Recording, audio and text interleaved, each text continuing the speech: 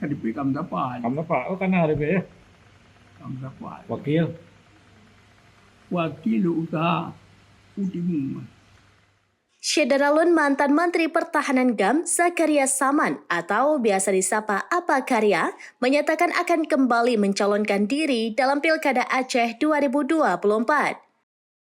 Apakarya mengaku sudah mengumpulkan fotokopi KTP dari masyarakat Aceh sebagai syarat pencalonannya dari jalur independen pada Pilgub Aceh 2024 mendatang. Hal itu disampaikan Apakarya saat dikunjungi Serambi di kediamannya di Kampung Jim-Jim, Kecamatan Kemala, Kabupaten Pidi pada Kamis 11 April 2024. Saat ini, Apakarya mengatakan dirinya masih menunggu keputusan KPU dan KIP Aceh tentang jadwal dan tahapan Pilkada Aceh.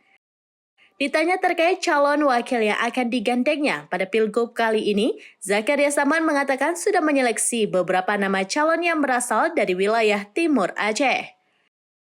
Namun Apakarya belum bersedia membeberkan nama sosok yang menjadi incarannya.